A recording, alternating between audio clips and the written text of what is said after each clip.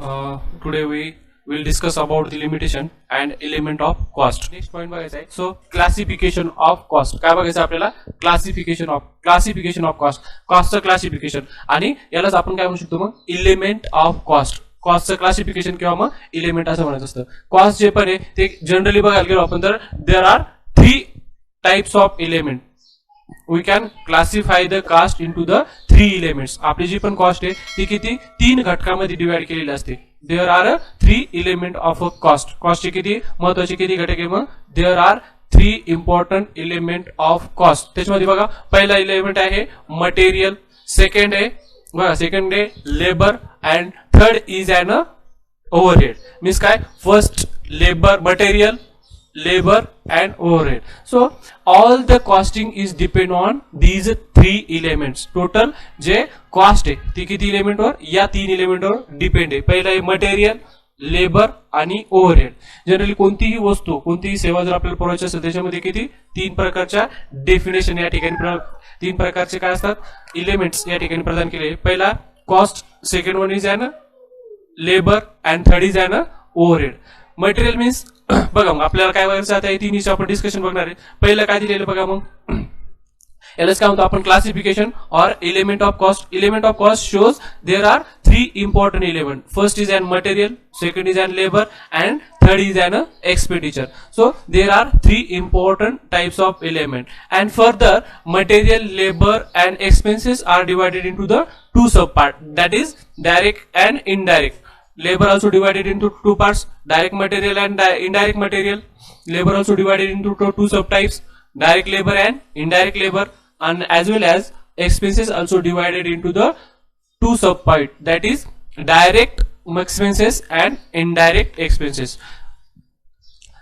हे तिन्ही पण एलिमेंट काय केलेले 2 भागामध्ये डिवाइड केलेले, डायरेक्ट आणि इनडायरेक्ट. मटेरियलचे सुद्धा मग 2 भाग पडलेले, एक डायरेक्ट आणि दुसरा काय इनडायरेक्ट. मटेरियल म्हणजे काय असतं मग जनरली आपण बघितलं असेल कोणताही वस्तू जर तयार करायची असेल तर त्या वस्तूची आपल्याला जे माल कच्चा माल म्हणतो आपण त्या कच्चा मालाची आवश्यकता असते त्यालाच काय म्हणत असतो मग आपण मटेरियल असं म्हणत असतो. सपोज आपण एक्झाम्पल घेतलं होतं या पेनचं. जर एक पेन जर तयार करायसाठी पेन जर आपल्याला तयार करायचं असेल तर त्यासाठी आपल्याला काय काही मटेरियल माल आपल्याला आवश्यक असतो. तर एक पेन तयार करण्यासाठी मटेरियल बघा यासाठी आपल्याला प्लास्टिक जे आहे प्लास्टिक असेल, इंक असेल हे याच्यासाठी लागणारं काय असतं मटेरियल असतं. मटेरियल मीन्स काय कोणतीही वस्तू तयार करायची असेल तर त्यासाठी जो कच्चा माल लागतो त्याला काय म्हणू शकतो आपण मटेरियल असं म्हणू शकतो. बघा what is mean by material. बघा the substance from which the product is made is known as material.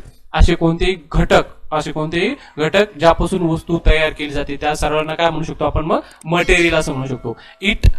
It can be direct as well as indirect. Means काय material is divided into the 2 sub type, direct material आणि indirect material. कोणतीही वस्तू तयार करायची त्यासाठी सगळ्यात महत्वाचं part काय असणार आहे मग मटेरियल. प्रत्येक वस्तू तयार करण्यासाठी काय लागणार आहे मटेरियल लागणार आहे. मग ते मटेरियल काय असतं 2 प्रकारचं असू शकतं. एक डायरेक्ट मटेरियल असू शकतं म्हणजे प्रत्यक्ष आणि दुसरं असू शकतं मग अप्रत्यक्ष. Direct material and indirect material. बघा what is mean by direct material and what is mean by indirect material. Here we can divide the material into the 2 part, direct material and indirect material. So next is an direct material. आपल्याला बघायचं मग direct material किंवा मग प्रत्यक्ष material म्हणजे काय. जर एखादी वस्तू जर आपल्याला तयार करायचं असेल तर त्यासाठी डायरेक्ट मटेरियल कोणतं असणार आहे. बघा मग कोणतं आहे डायरेक्ट मटेरियल मीन्स काय what is mean by direct material. Material means those item which are applied for manufacturing of a product and direct material is directly related to the production.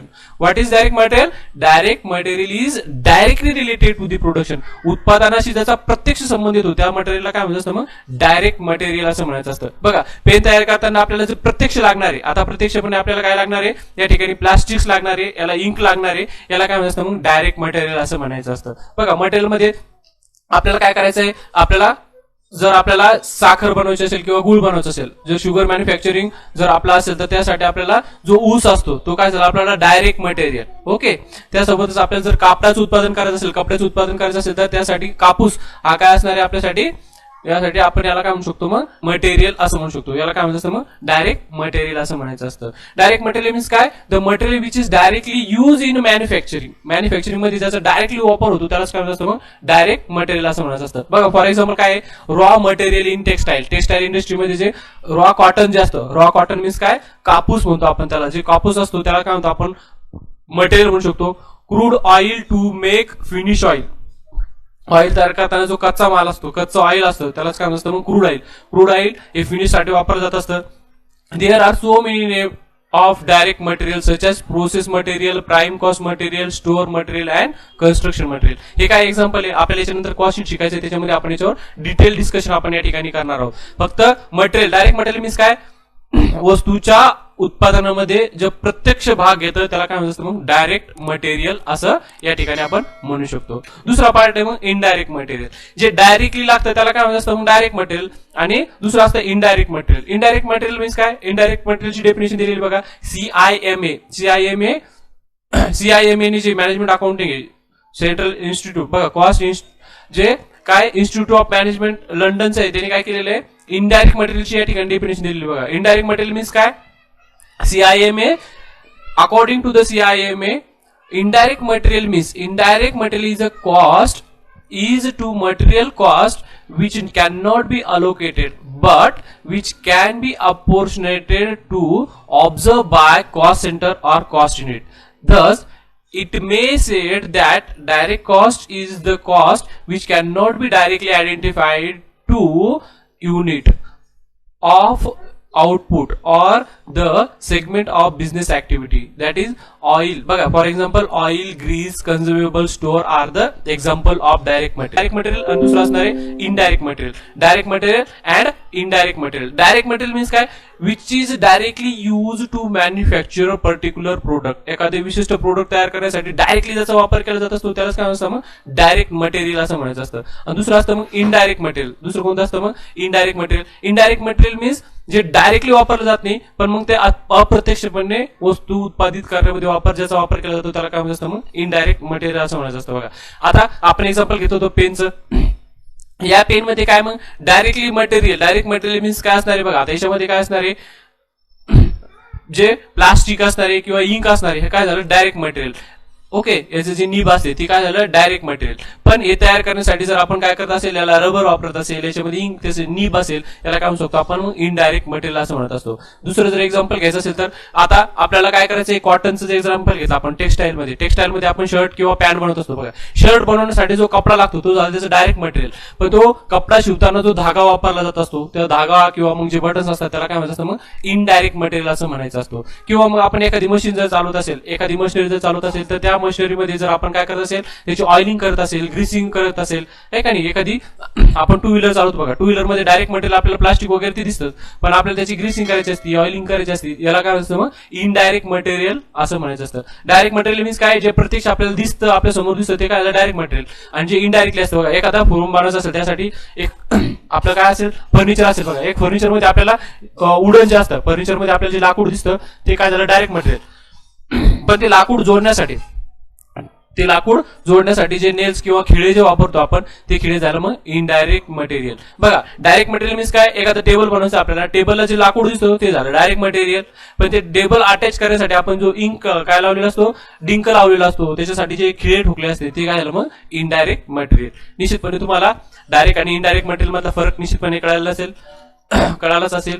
Next आपल्याला बघू शकतो आपण second important element आहे मग labour. Labour म्हणजे काय असतं मग, जे कर्मचारी किंवा कामगार काम करत असतात त्यांना काय असतं मग लेबर असं म्हणायचं असतो. सगळ्यात महत्वाचा भाग असतो कोणत्याही कंपनीमध्ये मॅन्युफॅक्चर जर करायचं असेल, मॅन्युफॅक्चरिंग इंडस्ट्री असू द्या किंवा ट्रेडिंग इंडस्ट्री असू द्या, त्या ठिकाणी लेबर हा सगळ्यात महत्वाचा घटक असतो. जोपर्यंत श्रमिक किंवा कामगार काम करत नाही तोपर्यंत आपण कोणतेही काम करू शकत नाही. त्यालाच काय म्हणत असतं मग लेबर असं म्हणायचं असतं. Labour also divided into the two parts, direct labour आणि इनडायरेक्ट लेबर. डायरेक्ट लेबर आणि इनडायरेक्ट लेबर. डायरेक्ट आणि इनडायरेक्ट मध्ये सरळ बघा. डायरेक्ट लेबर मीन्स काय, direct labor is known as the wage of those workers who are involved in the production process.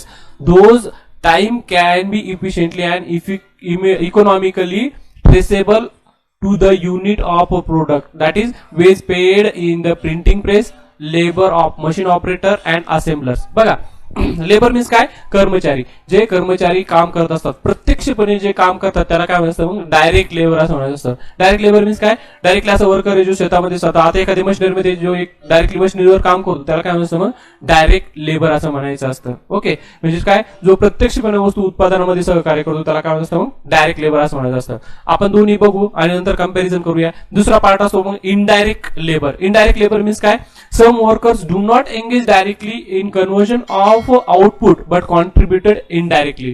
Labor is paid to the objective of carrying the task as incidental to goods or service provided. It cannot be particularly traced to particular unit of output. Okay. बघा, wedges of store keeper, Foreman, time keeper, supervisor, inspector etcetera. बघा आता दोन प्रकारचे आपण बघितलं labour. सगळ्यात महत्वाचा पहिला पार्ट कोणता आहे मग मटेरियल, दुसरा कोणता आहे मग लेबर. पहिला आहे कोणता मटेरियल, दुसरा कोणता आहे लेबर. मटेरियल बघा, मटेरियल आणि दुसरा कोणता आहे लेबर. त्याच्यामध्ये डायरेक्ट आणि इनडायरेक्ट. आता लेबर मध्ये बघा दोन प्रकार पडणार आहे, एक आहे डायरेक्ट आणि दुसरा आहे indirect. Direct labour and indirect labour. Direct labour means a labour which directly engage in producing goods. Okay, directly engage and work, जे काम करण्यामध्ये प्रत्यक्षपणे काय एंगेज झाले असतं त्याला काय म्हणायचं मग डायरेक्ट वेजेस असं म्हणायचं असतं. दुसरं असतं मग इनडायरेक्ट वेजेस. दुसरं कोणतं असतं मग indirect labour. Okay, indirect labour means काय, असे लेबर जे प्रत्यक्षपणे काम करत नाही, प्रत्यक्षपणे कामामध्ये एंगेज नसतात त्यांना काय म्हणायचं असतं मग इनडायरेक्ट लेबर असं म्हणायचं असतं. फॉर एक्झाम्पल जर घ्यायचं असेल तर आपण सांगू शकतो एखाद्या कंपनीमध्ये जे प्रत्यक्षपणे काम करणारे वर्कर आहे ते काय झाले मग, जे प्रत्यक्षपणे काम करते ते कोण झाले मग डायरेक्ट लेबर. कोणते झाले डायरेक्ट लेबर. आणि इनडायरेक्ट लेबर मीन्स काय, त्यांच्यावर जे लक्ष ठेवणारा असतो बघा, सुपरवायझर जो असतो किंवा मग वॉचमन असतो, हा काय झाला मग इनडायरेक्ट लेबर झाला. जो सुपरवायझर असतो, टाइम कीपर असतो, अकाउंटंट असतो, हे काय झाले मग इनडायरेक्ट लेबर झाले. इनडायरेक्ट लेबर मीन्स काय, जे काम करून घेणारे व्यक्ती असतात त्यांच्यावर जो लक्ष ठेवणार असतो तो काय झाला मग इनडायरेक्ट लेबर. तो काम करत नाही, तो डायरेक्टली काम करत नाही, पण तो त्यांच्याकडून काम करून घेतो, त्याला काय म्हणायचं मग इनडायरेक्ट लेबर असं म्हणायचं असतं. डायरेक्ट लेबर मीन्स काय, असे लेबर जे डायरेक्टली काम करण्यामध्ये व्यस्त असतात त्याला म्हणायचं डायरेक्ट लेबर. आणि असे व्यक्ती जे डायरेक्ट काम करत नाही पण ते इतरांकडून काम करून घेतात त्याला काय म्हणायचं मग इनडायरेक्ट लेबर असं म्हणायचं असतं. मटेरियल मीन्स काय, डायरेक्ट मीन्स काय, जे डायरेक्टली प्रोडक्शन मध्ये एंगेज असतं त्याला म्हणायचं डायरेक्ट, जे आपल्याला दिसतं. आणि इनडायरेक्ट मीन्स काय, जे आपल्याला दिसत नाही पण ते वस्तू उत्पादित करण्यामध्ये प्रत्यक्षपणे नाही पण अप्रत्यक्षपणे वापरला असतं त्यालाच काय असतं मग इनडायरेक्ट लेबर असं म्हणायचं असतं. नेक्स्ट तिसरा पार्ट आहे मग एक्सपेन्सेस. त्यालाच काय म्हणतो आपण ओव्हरहेड्स. तीन प्रकारचे एलिमेंट आहे, लेबर, डायरेक्ट बघा, material, labour and overhead. Overhead म्हणजे काय एक्सपेन्सेस. प्रत्येक काम उत्पादित करण्यासाठी आपल्याला विशिष्ट काही ना काही आपल्याला खर्च या ठिकाणी येत असतो त्यालाच काय म्हणतो असतं मग एक्सपेन्सेस असं म्हणतो किंवा मग आपण त्याला ओव्हरहेड असं म्हणू शकतो. म्हणजेच काय मटेरियल, लेबर अँड ओव्हरहेड, हा किती तीन इलेमेंट आहे. मग इलेमेंट हे सुद्धा काय केलं जातं दोन पार्ट मध्ये, डायरेक्ट आणि इनडायरेक्ट अशा दोन पार्ट मध्ये याला काय करू शकतो आपण डिवाइड करू शकतो, डायरेक्ट आणि indirect. Direct expenses and indirect expenses. Expenses पण किती प्रकारचे असते, दोन प्रकारचे बघा. एक झालं मटेरियल, दुसरं काय झालं मग लेबर आणि तिसरं काय झालं मग एक्सपेन्सेस. बघा मग एक्सपेन्सेस सुद्धा काय दोन पार्ट मध्ये डिवाइड केलेले, डायरेक्ट एक्सपेन्सेस आणि इनडायरेक्ट एक्सपेन्सेस. डायरेक्ट एक्सपेन्सेस म्हणजे कोणते बघा मग, it is also defined as a chargeable expenses. These direct expenses are incurred directly on a particular product, job or cost unit and recognisable with a cost unit.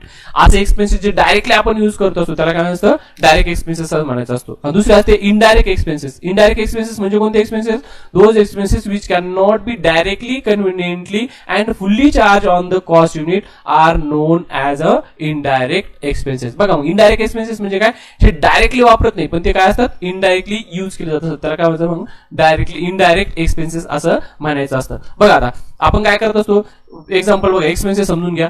आपण गाडी घेतली बघा, हा काय झाला आपला डायरेक्ट एक्सपेन्सेस झाला. पेट्रोल हे काय झालं आपला डायरेक्ट एक्सपेन्सेस झाला.